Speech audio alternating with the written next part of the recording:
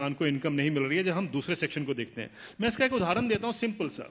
1970 में गेहूं का दाम 76 रुपए प्रति क्विंटल था, जो 2015 यानी 45 साल के बाद बढ़कर 1450 रुपए प्रति क्विंटल हो गया 2015 में। उसी दौरान मैंने बाकी सेक्शन ऑफ द सोसाइटी का हाल देखा, उनका क्या हुआ इनकम का।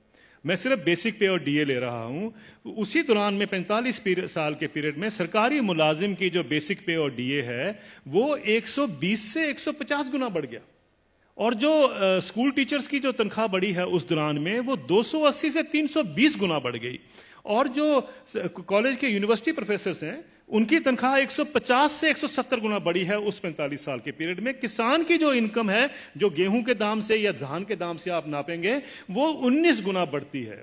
अगर ये जितने सरकारी मुलाजमों की भी अगर इनकम 19 गुना बढ़ी होती तो ये नौकरी छोड़ चुके होते आज तक। प्रॉब्लम यह है कि किसान का हक क्या बनता है। अगर हम 45 साल के बाद जब उसको 1450 रुपए मिले थे, अगर मैं 100 गुना भी उसकी इनकम बाकी इनकम पैरिटी के नॉर्म से चलता हूं, तो उनकी इनकम जो है या उनका मिनिमम सपोर्ट प्राइस जो है वो 7600 रुपए प्रति क्विंटल बनता था। ये उनका हक है। 7600 रुपए क्विंटल बनता था, उनको मिला 1450 रुपए। फिर ये कहा जाता साहब ये पैसा कहां से आएगा। कभी आपने पूछा जब कॉर्पोरेट को पैसा दिया जाता है कहां से आएगा? कभी आपने पूछा 7वां वेतन आयोग का पैसा कहां से आएगा? 7वां वेतन आयोग जब सारे देश में फैलाया जाएगा, अभी तो सिर्फ सेंट्रल गवर्नमेंट का है, तो क्रेडिट स्विस बैंक की स्टडी कहती है 4,80,000 करोड़ रुपए हर साल एडिशनल खर्चा होगा। किसी ने नहीं पूछा कि पैसा कहां से आएगा। किसी ने नहीं कहा कि फिस्कल डेफिसिट बढ़ जाएगा। आप किसान को 2 लाख रुपए दे दीजिए, 2 लाख करोड़ रुपए अनाउंस कर दीजिए साल का देंगे, हाहाकार मच जाएगा इस देश में। अरे ये पैसा व्यर्थ जा रहा है, ये लोग डिजर्व नहीं करते हैं, ये सारा कुछ होगा, फिस्कल डेफिसिट बढ़ जाएगा। लेकिन इंप्लॉइज के लिए किसी ने कहा फिस्कल डेफिसिट बढ़ जाएगा? ये सारी इकोनॉमिक नीतियां हमें जानने की जरूरत है। ये किस तरीके से डिजाइन बनाया गया है कि किसान को हम गरीब का गरीब ही रखें, और ये पॉलिसीज कितने दशकों से चलती आ रही है, सब सरकारें इसमें सम्मिलित हैं। अब आपका जो सवाल था कि ये क्या कारण है, इसका कोई बीच का रास्ता भी हो सकता है। बीच का रास्ता हम क्या ढूंढते हैं, मुझे एक छोटी सी बात बता दीजिए।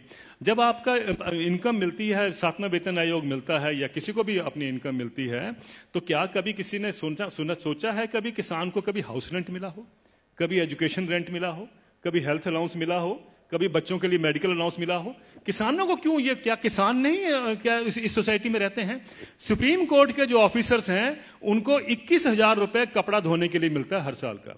डिफेंस वालों को 20,000 मिलता है हर साल का कपड़ा धोने के लिए, कपड़े धोने के लिए। और वो लड़ाई कर रहे हैं आजकल, डिफेंस वाले कह रहे हैं कि साहब सुप्रीम कोर्ट वालों को ज्यादा क्यों मिलता है, हम तो बॉर्डर पे रहते हैं। मेरा यह सवाल है, क्या किसान के पास कपड़े नहीं होते धोने को? कभी आपने सुना है कि किसान के कपड़े के लिए 20,000 रुपए भी कभी उसमें ऐड किया गया हो? मिनिमम सपोर्ट प्राइस में क्या करते हैं हम, जो उसकी लागत लगती है और फैमिली लेबर जो लगती है उसको जोड़ लेते हैं, बस यही।